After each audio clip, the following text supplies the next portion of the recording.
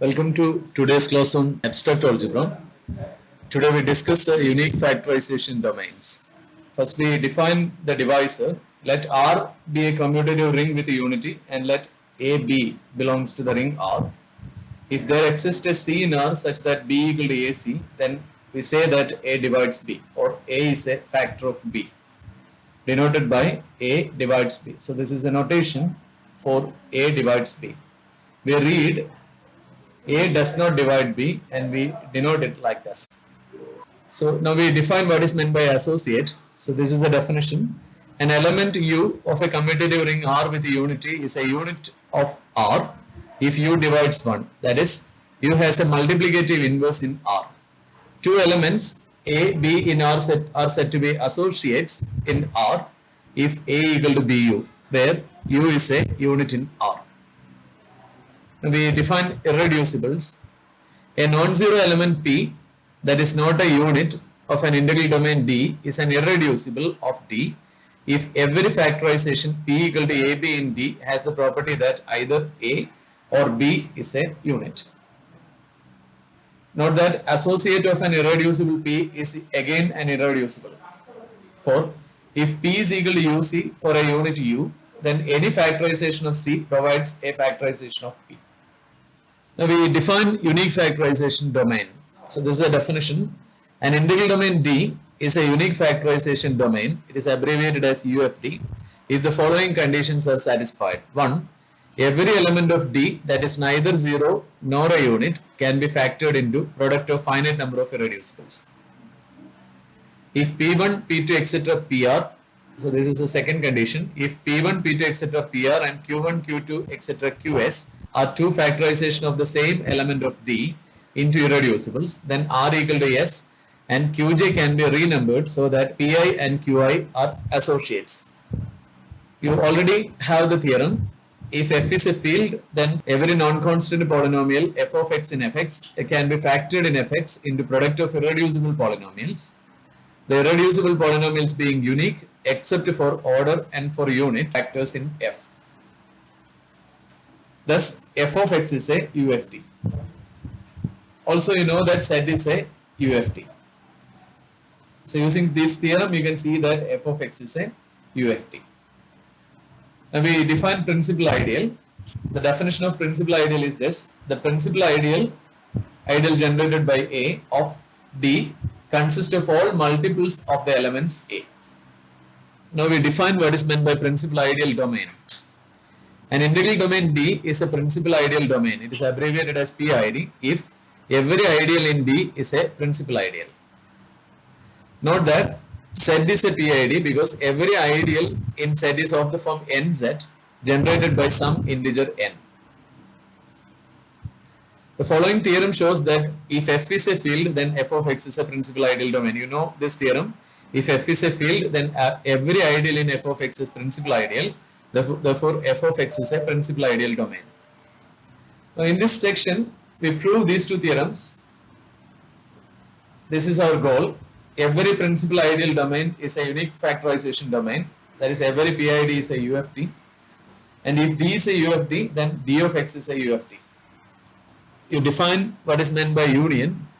If I belongs to I is a collection of sets, then the union I belongs to AI of the sets AI is a set of all x such that x belongs to AI for at least one I in I.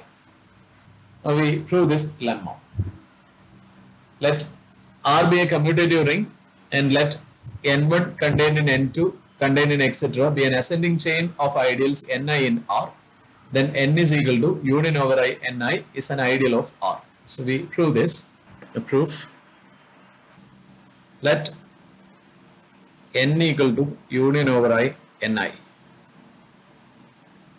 and A, B are elements in N. Now A and B are elements in N means there exist ideals Ni and Nj such that A belongs to Ni and B belongs to Nj. Therefore, there exist ideals Ni and Nj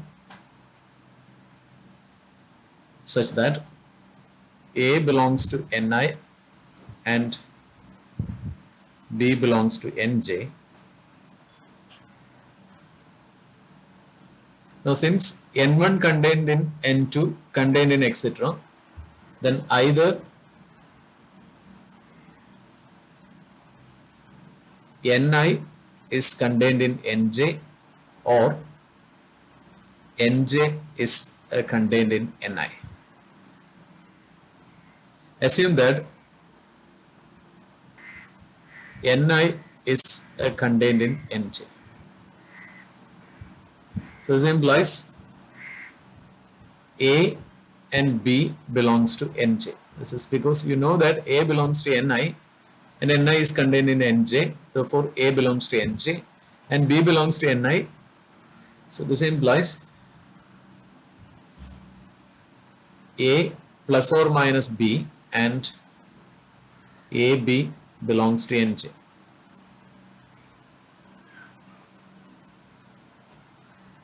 So this implies A plus or minus B and AB belongs to N.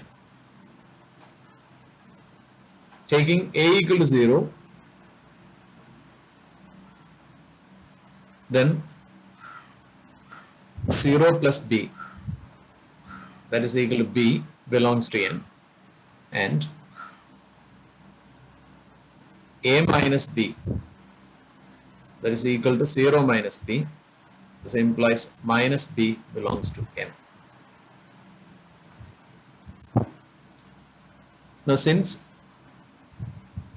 A equal to 0 and that belongs to Nj, implies 0 belongs to N. Thus N is a subring of D.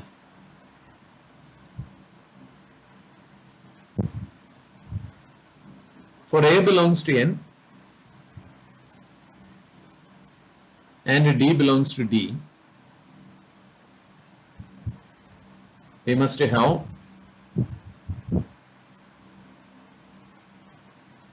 A belongs to Ni for some I,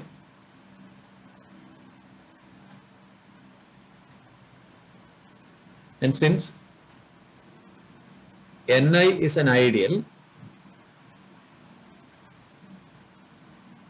A into D, that is equal to D into A, belongs to Ni. So this implies D into A belongs to union over I Ni. So this implies dA belongs to N. Therefore, N is an ideal.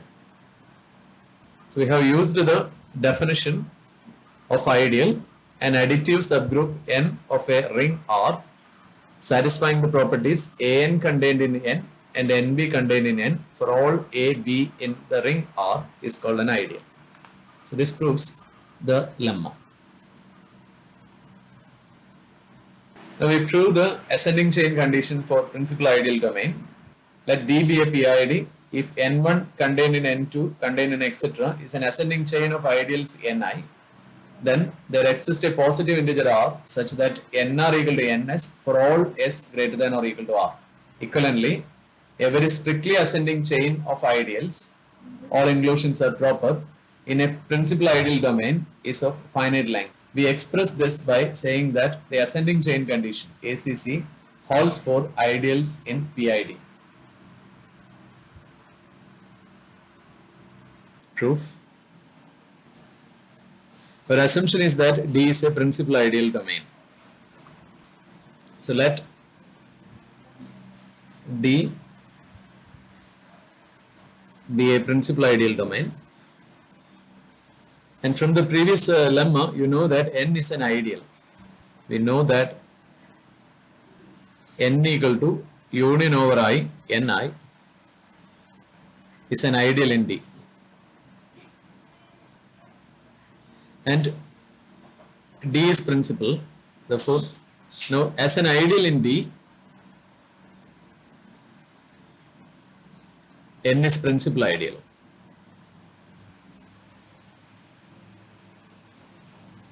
That is, N is generated by some C, N is equal to C, ideal generated by C for some C in D.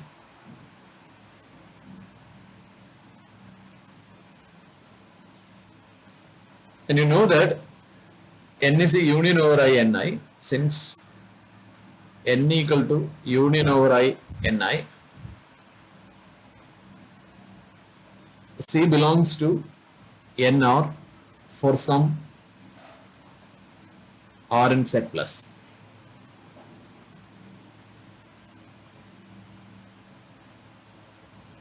For S greater than or equal to R, we have ideal generated by C that is contained in nr.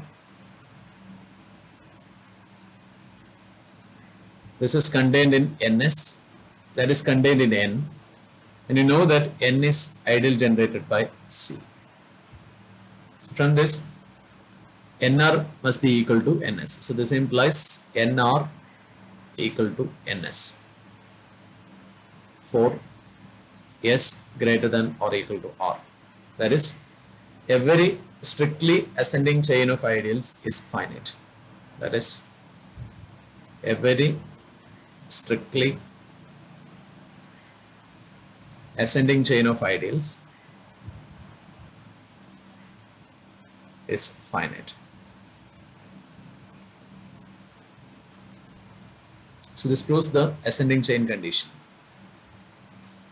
A very strictly ascending chain of ideals in a principal ideal domain is of finite length, and we express this by saying that the ascending chain condition holds for ideals in PID. We discuss this remark. Principal ideal generated by A is contained in principal ideal generated by B if and only if B divides A, and principal ideal generated by A is equal to principal ideal generated by B if and only if A and B are associates. We prove this. Proof. We have ideal generated by A is contained in ideal generated by B if and only if A belongs to ideal generated by B. That is, if and only if A equal to BD for some D in D. This is if and only if B divides A. Therefore, ideal generated by A is contained in ideal generated by B if and only if B divides A. Now, this is the first point. 2. Let ideal generated by A equal to ideal generated by B. This is if and only if A equal to BC and B equal to AD for C and D in D.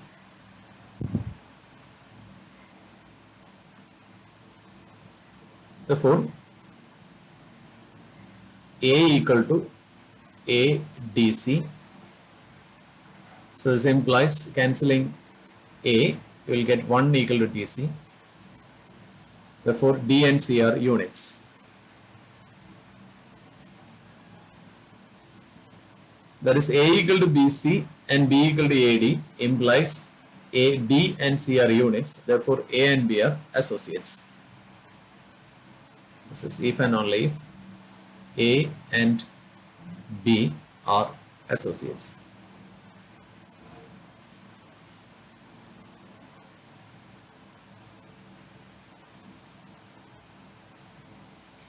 This ideal generated by A is equal to principal ideal generated by B if and only if A and B are associates. This proves that remark. Now we prove this theorem. Let D be a principal ideal domain. Every element that is neither 0 nor a unit in D is a product of irreducibles. Proof. Let A belongs to D, where A is neither 0 nor a unit. We first show that A has at least one irreducible factor. We show that A has at least one irreducible factor. If A is an irreducible, there is nothing to prove, so we have done. If A is an irreducible,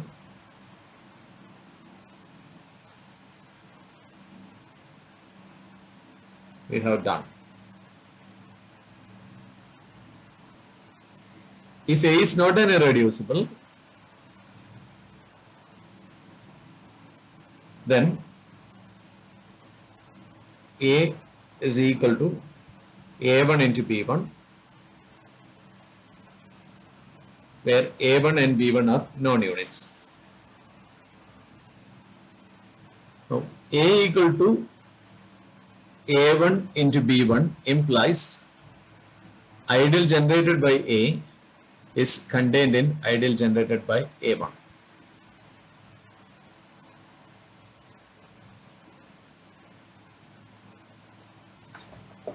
This inclusion is strict. If the inclusion is not proper, it follows from A equal to A1 into B1, and if ideal generated by A is ideal generated by A1, then by the previous lemma A and A1 are associates.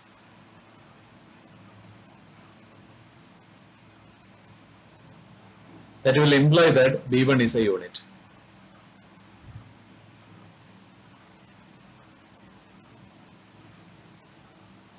Which is a contradiction.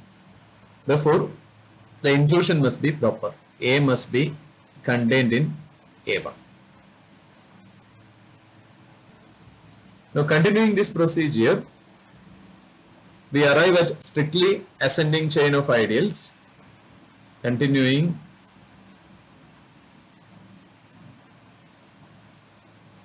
this procedure, we arrive at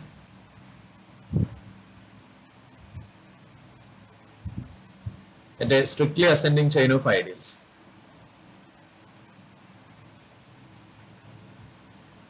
This ideal generated by A, this is contained in ideal generated by A1, is contained in ideal generated by A2, contained in etc.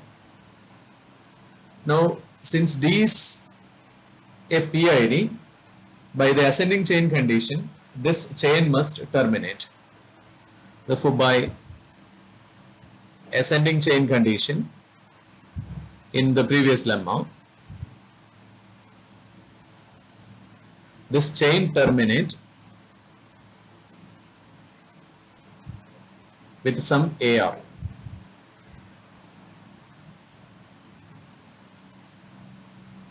Ideal AR generated by AR, and AR must be irreducible.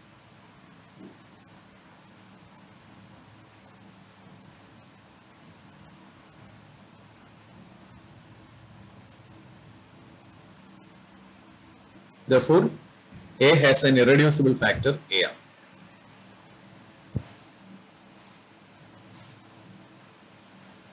That is, what we have proved is, for an element A that is neither 0 nor a unit in D,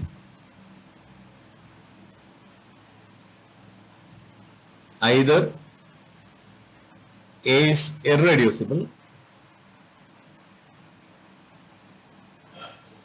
or A equal to P1 into C1, where P1 is an irreducible and C1 is not a unit. For P1 an irreducible and C1 not a unit. Therefore, ideal generated by A is contained in ideal generated by C1. If C1 is not an irreducible,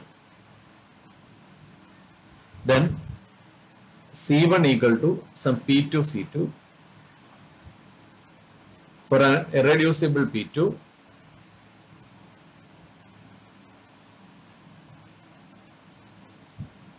and non-unit C2. That is A equal to P1, and you know C1 is P2 C2, where P1 P2 are irreducible, C2 is a non-unit. Continuing this, we get a strictly ascending chain of ideals.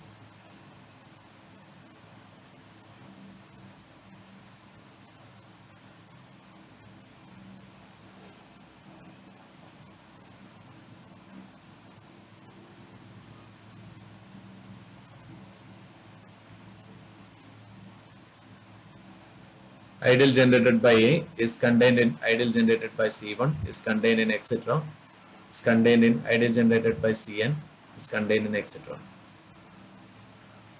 And this chain must terminate with some Cr. This chain must terminate with some Cr,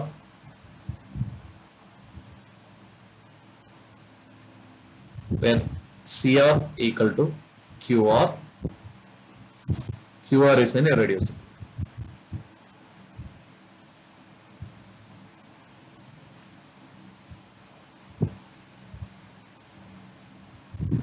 Therefore, A is equal to P1, P2, etc. PR, P1 into P2 into etc. into PR into QR. All these are irreducibles. Thus, A is a product of irreducibles.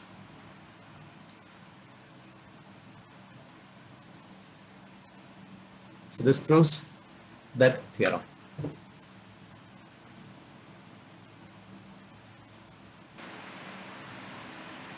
Now again, do these problems as homework. These questions from 1 to 17 in your textbook. So that's all for today.